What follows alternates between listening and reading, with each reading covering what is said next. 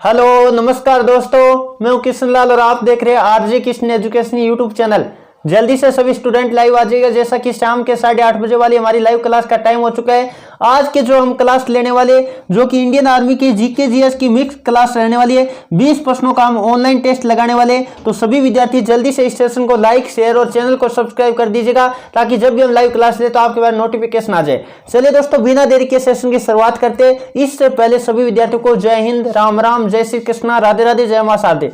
चलिए दोस्तों, बिना देरी के सेशन की तरफ बढ़ते इससे पहले मैं आपको आज की क्लास में टारगेट दे देता हूं। इन 20 प्रश्नों में से आप सभी विद्यार्थियों को 17 प्लस का टारगेट लेके चलना है। भले आप आर्मी, जीडी, ट्रेडमैन, टेक्निकल यानी एसकेटी किसी भी इंडियन आर्मी की ट्रेड की तैयारी कर रहे हो तो ये क्लास आपके लिए बहुत ही शानदार होने वाली है। चलिए बिना देरी के फर्स्ट क्वेश्चन आपके सामने लेते हैं। पहला क्वेश्चन जैसा कि आपके सामने आ चुका है, क्या दे रखा है, चक्रवात में हवा किस तरफ से आती है। अब ध्यान दीजिएगा, किस तरफ से आती है। एक क्वेश्चन बनता है किस तरफ आती है और एक बनता है किस तरफ से आती है। तो चक्रवात जो होता है आपको पता है साइक्लोन होता है, उसमें हवाओं की बात करें तो वो बाहर की ओर से अंदर आती है। बाहर की ओर से कहां आती है, अंदर की ओर आती है। तो आपको ध्यान रखना है कि ऐसे कहे किस तरफ आती है तब तो करना है अंदर की तरफ आती है, और कहां से आती है यानी तब करना आपको बाहर की ओर से आती है। यह सभी विद्यार्थी नोट कीजिएगा, बहुत ही शानदार क्वेश्चन था। चलिए दोस्तों आगे बढ़े, अगला क्वेश्चन और बात कर लेते हैं जो कि 2 नंबर आपके सामने आ चुका है। क्वेश्चन क्या दिया है, निम्न में से कौन सा एक मूल कण नहीं है। मूल कण आपको पता है, यदि परमाणु के मूल कण की बात करें तो 3 मूल कण होती है,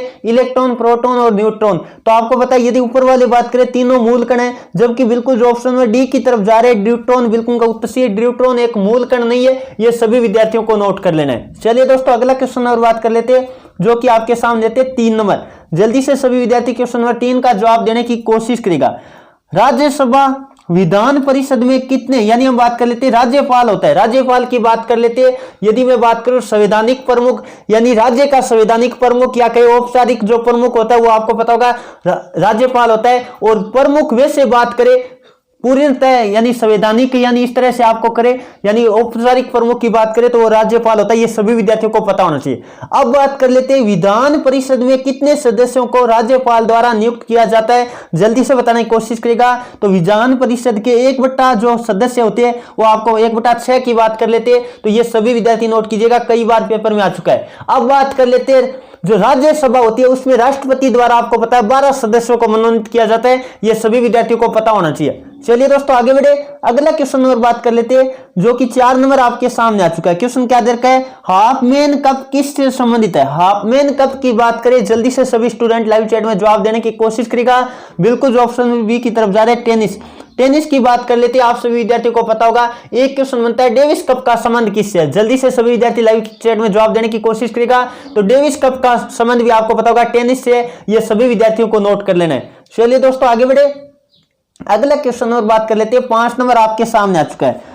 पदार्थ के आणविक भार की गणना किसके मापन करने की जा सकती है। जल्दी से बताने की कोशिश करिएगा, बहुत ही लाजवाब साइंस का क्वेश्चन दे रखा है। पदार्थ के आणविक भार की गणना किसका मापन करके की जा सकती है। तो आप सबको पता होगा वाष्पदाब के मापन द्वारा आपको पता है पदार्थ के आणविक भार की गणना की जा सकती है। बिल्कुल जो ऑप्शन नंबर 1 की तरफ जा रहे हैं बिल्कुल का उत्तर सही है। चलिए दोस्तों आगे बढ़े, अगला क्वेश्चन और बात कर लेते हैं। 6 नंबर आपके सामने आ चुका है। क्या दे रखा है, किस संविधान संशोधन के तहत मूल अधिकारों के ऊपर नीति निर्देशक तत्व होता है। आपको पता है जो कि आयरलैंड से लिए गए, ये क्वेश्चन भी इंपॉर्टेंट बनता है। उनका हम बात कर लेते हैं, अधिपत्य किया गया था। जल्दी से बताने की कोशिश करेगा। बिल्कुल जो ऑप्शन नंबर 1 की तरफ जा रहे हैं 42वां संविधान संशोधन। और एक क्वेश्चन बनता है 42वां संविधान संशोधन कब हुआ था। तो हुआ था 1976 में। कई बार पेपर में आया हुआ क्वेश्चन है। चलिए दोस्तों आगे बढ़े, अगला क्वेश्चन और बात कर लेते हैं जो कि 7 नंबर आपके सामने आ चुका है। मैंने इस तरह के क्वेश्चन कई बार करवा चुका हूं। 1916 में जो आपको पता है मद्रास में स्वशासन आंदोलन का मतलब है होम रूल जो आंदोलन था उसकी बात करें। जल्दी से बताने की कोशिश करेगा। यानी मद्रास में होम रूल जो आंदोलन की शुरुआत किसने की थी। तो मद्रास में आपको पता होगा बिल्कुल जो ऑप्शन नंबर डी की तरफ जा रहे हैं एनी बेसेंट, बिल्कुल का उत्तर सी है। और आपको पता होगा पुणे में बात कर लेते हैं तब आपको बाल गंगाधर तिलक करना है। यह सभी विद्यार्थियों को नोट कर लेना है क्योंकि कई बार क्वेश्चन आ चुका है होम रूल आंदोलन कब शुरुआत हुई थी। 1916 में हुई थी। आपको पता होगा बाल गंगाधर तिलक और एनी बेसेंट ने किया था। मद्रास की बात करें तब आपको एनी बेसेंट करना है। चलिए दोस्तों आगे बढ़े, अगला क्वेश्चन और बात कर लेते हैं। 8 नंबर आपके सामने आ चुका है। एल्यूमिनियम धातु का अयस्क कौन सा है? तो आपको पता होगा बिल्कुल जो ऑप्शन नंबर ए की तरफ जा रहे हैं बॉक्साइट, बिल्कुल का उत्तर सी है। और गैलेना की बात कर लेते हैं, कई बार पेपर में आ चुका है। गैलेना का सूत्र आपको पता होगा पीबीएस होता है। आपको पता होगा गैलेना का सूत्र क्या होता है? पीबीएस होता है। और आपको क्वेश्चन कहे शीशा का अयस्क कौन सा है? तो गैलेना शीशा का अयस्क है। ये सभी विद्यार्थियों को नोट कर लेना। और हेमेटाइट और मैग्नेटाइट की बात करें तो ये आपको पता होगा लोहा धातु का क्या होता है? अयस्क होता है। चलिए दोस्तों आगे बढ़े, अगला क्वेश्चन और बात कर लेते हैं। 9 नंबर आपके सामने आ चुका है। अहमद शाह को पराजित कर मालवा पर विजय, यानी मालवा जो गुजरात पर आपको पता है, विजय के पश्चात यानी उपरांत विजय स्तंभ का निर्माण किसने करवाया था? तो विजय स्तंभ के निर्माण की बात करें तो बिल्कुल जल्दी से बताने की कोशिश कीजिएगा। आपको पता होगा जो राजस्थान के चित्तौड़गढ़ में विजय स्तंभ, एक क्वेश्चन तो ये बनता है, आप सभी विद्यार्थी नोट कीजिएगा। यदि बात करें निर्माण की तो बिल्कुल जो ऑप्शन नंबर ये बता रहे राणा कुंभा, बिल्कुल का उत्तर सही है। बहुत बढ़िया, काफी सारे युवाओं ने लाइव चैट में जवाब दे दिया। चलिए दोस्तों आगे बढ़े, अगला क्वेश्चन में बात कर लेते हैं। 10 नंबर आपके सामने आ चुका है। क्या दे रखा है? सांबर झील से भारतवर्ष का कितना प्रतिशत नमक उत्पादन होता है? सांबर आपको पता है राजस्थान में एक जो खारे पानी की प्रमुख झील है, उससे आपको पता है काफी सारा नमक उत्पादन किया जाता है। तो जल्दी से सभी विद्यार्थी बताएगा। एक क्वेश्चन तो यहां से बनता है, सांबर झील कहां है? तो राजस्थान में। ये सभी विद्यार्थियों को नोट कर लेना है। और राजस्थान में भी बात करें तो जयपुर में। ये सभी विद्यार्थी नोट कीजिएगा। अब जल्दी से सभी विद्यार्थी कॉमेंट करके बताएगा। ये क्वेश्चन आज के लिए मैं होमवर्क के लिए दे देता हूं। सभी विद्यार्थियों को क्लास पूरी होने के बाद इसका कमेंट बॉक्स में जवाब देना है। देखते कौन कौन स्टूडेंट इसका जवाब दे पाते हैं। चलिए दोस्तों अगला क्वेश्चन और बात कर लेते हैं, जो कि 11 नंबर आपके सामने आ चुका है। क्या दे रखा है? यदि चंद्रमा पर बम विस्फोट किया जाता है तो उसकी आवाज पृथ्वी तक कितने समय बाद सुनाई देगी? आपको पता है चंद्रमा पर कोई वायुमंडल नहीं है, यानी हम बात कर लेते कोई माध्यम नहीं है। और आपको पता है ये सब आपने देखा होगा, चंद्रमा पर जब कोई व्यक्ति बातचीत करते हैं तो उनका केवल और केवल होठ हालता दिखाई देता है, आवाज नहीं सुनाई देती है। क्योंकि आपको पता है ध्वनि के गमन के लिए माध्यम की आवश्यकता होती है। और आपको पता है जो चंद्रमा होता है उस पर कोई वायुमंडल नहीं है, इस कारण आपको पता है माध्यम नहीं है। माध्यम नहीं होगा तो आपको पता है ध्वनि गमन नहीं करेगी। इस कारण आपको पता है पृथ्वी पर यानी कोई भी आवाज चंद्रमा पर बम विस्फोट होगा तो वो पृथ्वी पर नहीं पहुंच पाएगी। बिल्कुल जो ऑप्शन है डी की तरफ जा रहे, बिल्कुल का उत्तर सही है। चलिए दोस्तों आगे बढ़े, अगला क्वेश्चन और बात कर लेते हैं। 12 नंबर आपके सामने आ चुका है। बहुत ही लाजवाब क्वेश्चन दे रखा है। जम्मू कश्मीर में जाड़े के दिनों में, जाड़े का दिन होता है मतलब जो सर्दियां होती है उसके काल में आपको पता है झील के जल के जम जाने की स्थिति में या स्थिति में मछलियां कहां रहती है? आपने देखा होगा कई बार क्वेश्चन आ चुका है कि जो आपको पता है बर्फ जम जाती है या झीलों के अंदर, तो आपको पता है मछलियां तली के अंदर जाती है। क्योंकि तली के अंदर क्यों जाती है? यानी बर्फ के नीचे हम कह सकते हैं। बिल्कुल जो ऑप्शन नंबर किसकी तरफ जा रहे हैं जल्दी से बताने की कोशिश करिएगा। बहुत ही लाजवाब क्वेश्चन है। बिल्कुल जो ऑप्शन नंबर बी की तरफ जा रहे हैं, बिल्कुल का उत्तर सी है। यानी बर्फ के नीचे जो तली वाला भाग होता है वहां जाता है, क्योंकि वहां का पानी आपको पता है जमता नहीं है। ये सभी विद्यार्थियों को पता होना चाहिए, ऊपर से जम जाता है। इसी कारण जलीय जीव होते हैं वो सर्दियों में क्या रहते हैं? बर्फ जमने के बावजूद भी क्या रहते हैं? सुरक्षित रहते। कई बार पेपर में आया हुआ क्वेश्चन है। चलिए दोस्तों आगे बढ़े, अगला क्वेश्चन में बात कर लेते हैं। 13 नंबर आपके सामने आ चुका है। सर्वाधिक विद्युत चालकता, यानी हम बात कर लेते हैं सर्वाधिक चालक धातु कौन सी है? तो बिल्कुल जो ऑप्शन नंबर ए की तरफ जा रहे हैं सिल्वर यानी चांदी, बिल्कुल का उत्तर सही है। सभी विद्यार्थी नोट कीजिएगा।